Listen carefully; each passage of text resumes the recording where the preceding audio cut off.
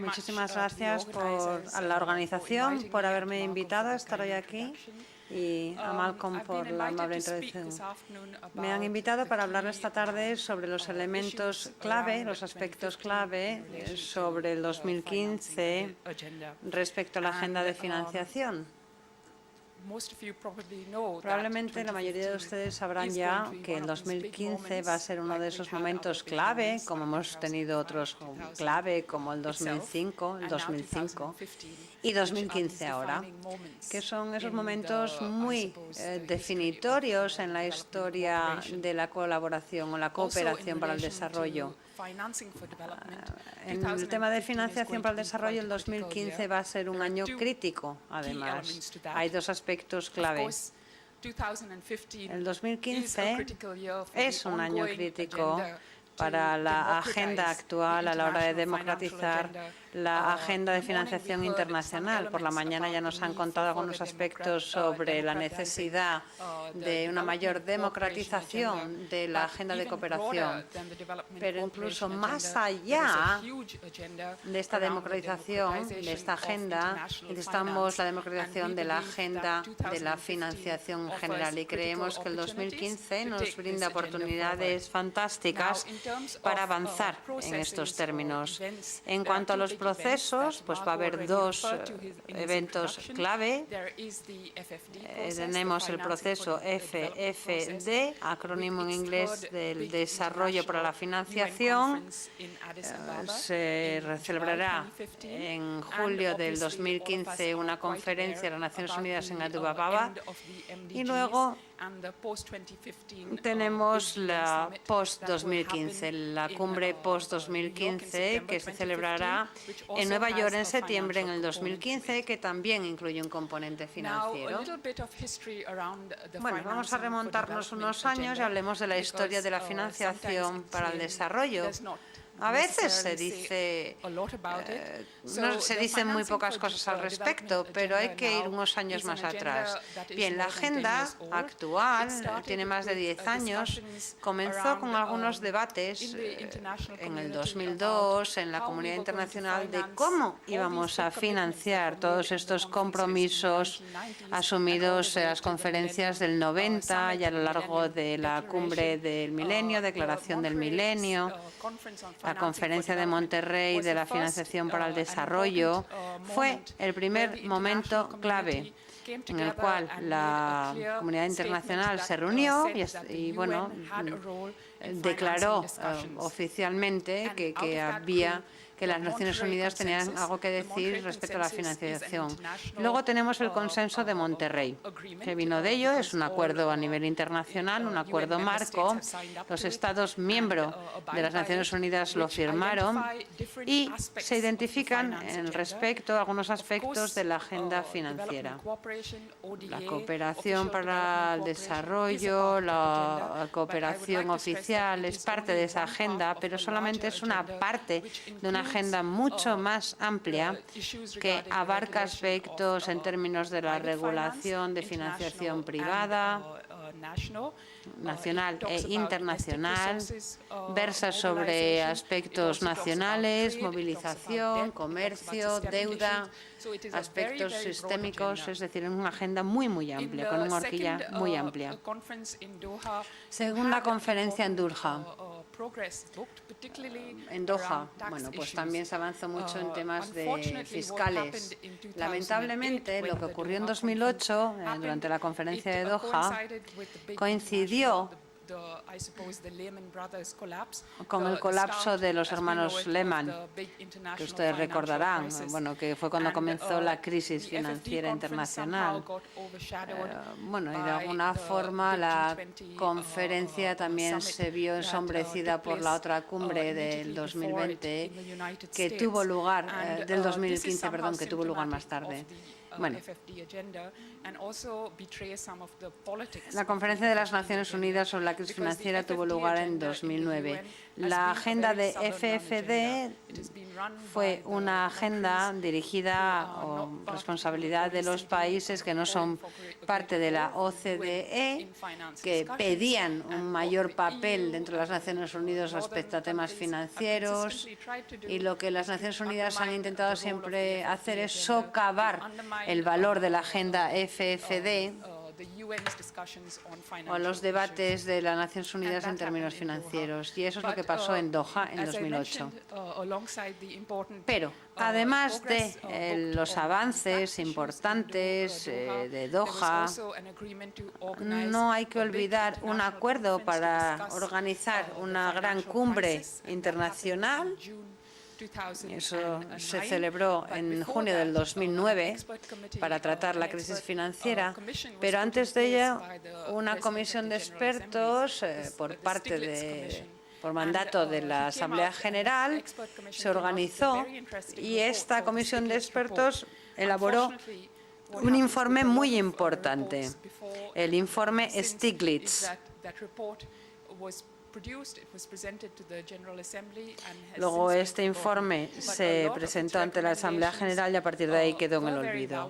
Pero muchas de esas recomendaciones también fueron válidas a la hora de gestionar la crisis financiera y siguen siendo válidos a día de hoy, aunque lamentablemente no todos se tienen en cuenta. La tercera conferencia de FFD tendrá lugar el año que viene, en julio, del 13 al 16, en Addis Ababa.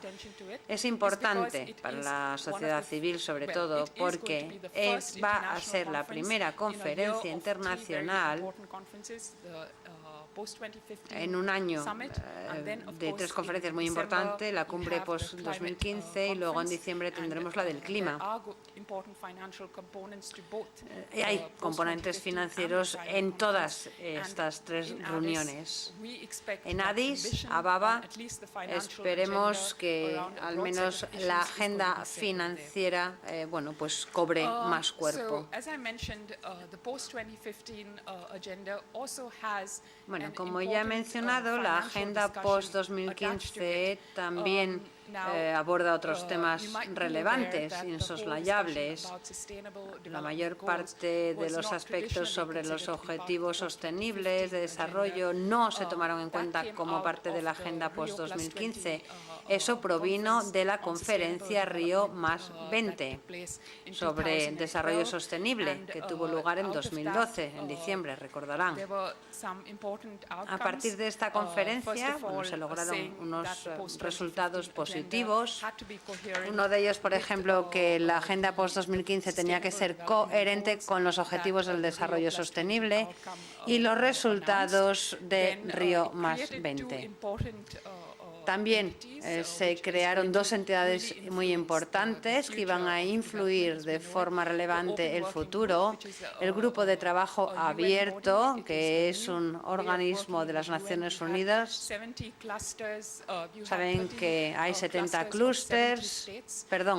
clústeres de 70 países en Naciones Unidas que se reúnen cada año, discuten y estudian diferentes aspectos del desarrollo y tienen que elaborar un informe presentando 17 objetivos que luego se debatirán en enero del 2015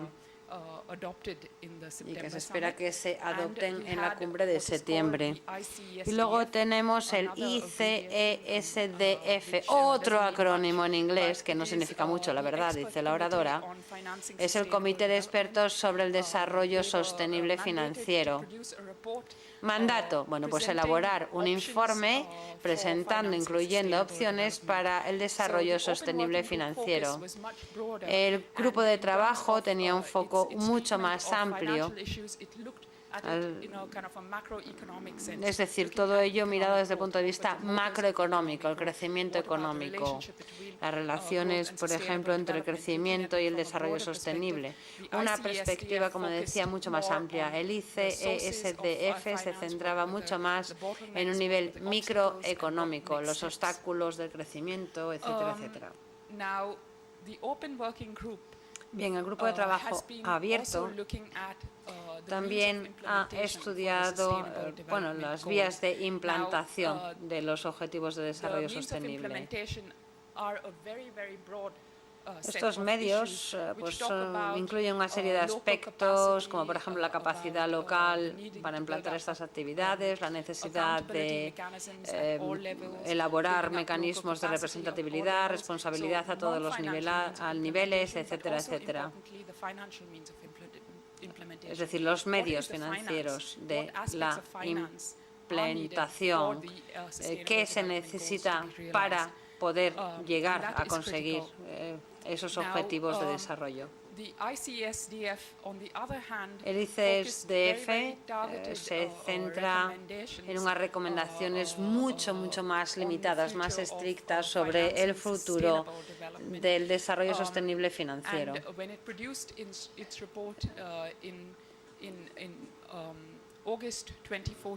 Cuando presentó su informe en agosto del 2014, se presentó este informe a modo de informe de aspiraciones, es decir, un tanto vago, tampoco estableció unas recomendaciones específicas, ni mucho menos. En ese sentido, parece que el informe era mucho más débil de lo que se hubiera esperado. Pero, por otra parte, como la sociedad civil tampoco estaba muy contenta ni muy feliz con este trabajo, ni tampoco tuvieron mucha voz, pues creo que que el resultado tampoco se esperaba que fuera muy distinto.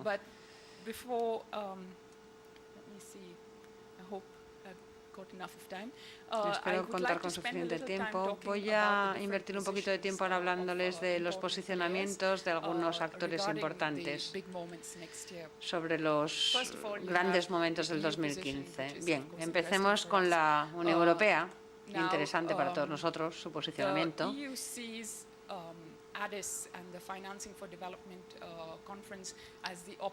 Para la Unión Europea esta conferencia es una oportunidad para acordar los medios de implantación de medidas del marco de post-2015 y los objetivos de desarrollo. Es decir, que no se trata de una pata descolgada de la mesa, ni mucho menos.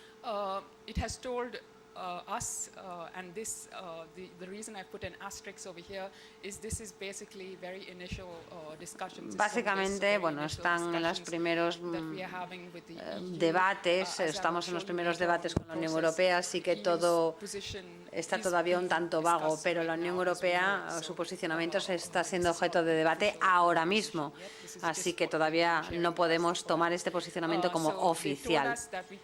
Sí que es verdad que nos dijeron que no se espera ningún tipo de nueva iniciativa, ningún compromiso de Barcelona, como tuvimos en Río, como por ejemplo.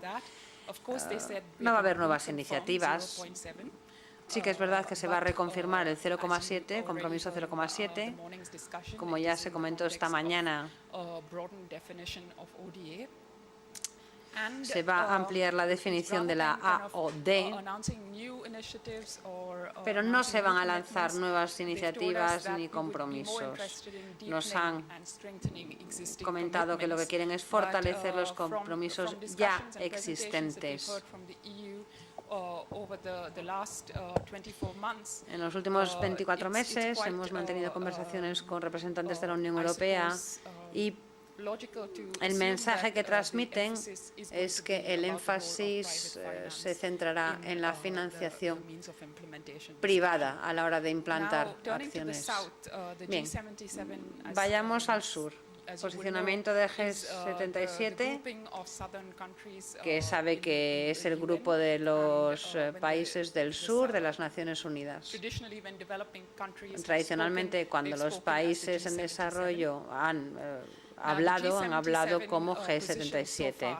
Bien, el posicionamiento hasta ahora de este grupo ha sido que les gustaría que el debate se centrase en medios de implantación y la financiación para poder llevar a cabo esas actividades. En vez de debatir aspectos de la conferencia FFD, por ejemplo, porque para ellos no tiene tanto sentido, ¿no? En vez de instar un 0,7, lo que piden es aumentar el 0,7 en un 1%. Voy ahora a mostrarles las 6 prioridades propuestas de las ONGs. Bien, esta es una lista muy inicial elaborada por un grupo pequeñito representante de la sociedad civil a nivel europeo. Más tarde mencionaré que todo el mundo tiene la oportunidad de comentar sobre estas prioridades, dar su opinión y decir cuáles creen que son necesarias o no. Bien, 6 prioridades. Todas ellas vinculadas a la Agenda de Montreal. Sobre impuestos, pues fortalecer el papel de las Naciones Unidas, sobre gobernanza fiscal, luego la movilización, tercero, la deuda, bueno, la resolución de UNGA del 9 de septiembre, sobre los flujos privados internacionales, fortalecer los controles de capital y también nuevas formas de hacer más responsable al sector privado, comercio, establecer un vínculo entre las obligaciones de derechos humanos, países o también el escrutinio democrático o el escrutinio democrático de negociaciones, A o D, no entraré en detalle porque ya se ha hablado largo y tendido esta mañana, y luego aspectos sistémicos sobre la reforma de la gobernanza financiera.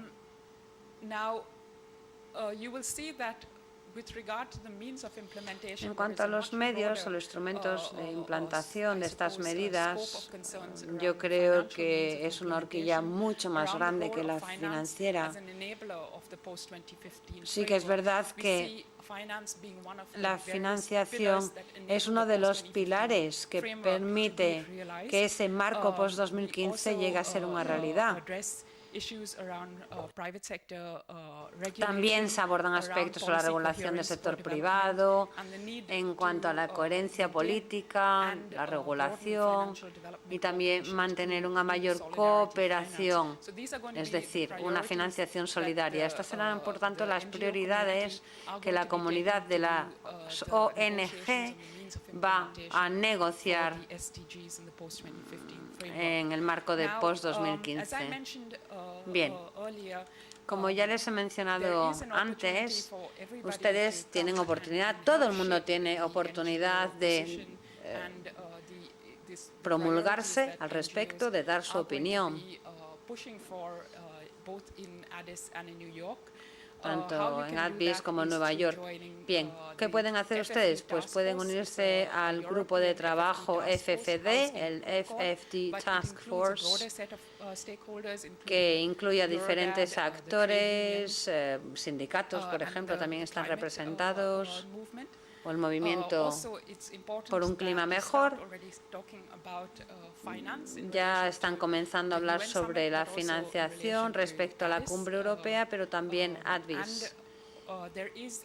Y hay un grupo internacional de sociedad civil, representando a la sociedad civil, que está debatiendo cómo ejercer presión a diferentes gobiernos en todo el mundo para que tengan en cuenta sus prioridades. Es como si dijéramos un grupo de coordinación que solamente se limita a una lista de correo electrónico, así que no tienen que invertir grandes esfuerzos, pero está ahí.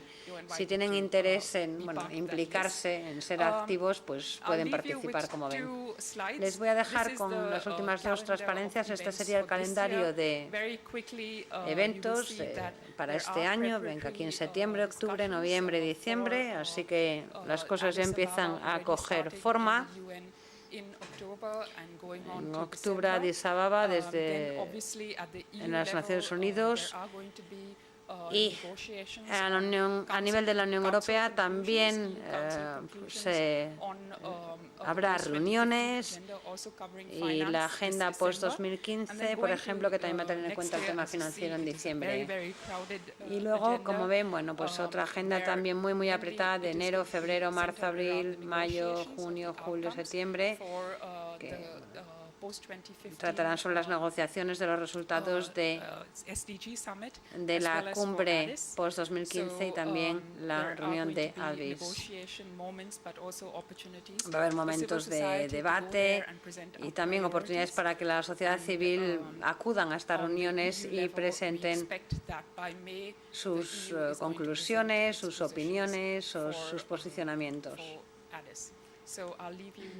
Bien, les dejo con esto. Muchas gracias por su atención.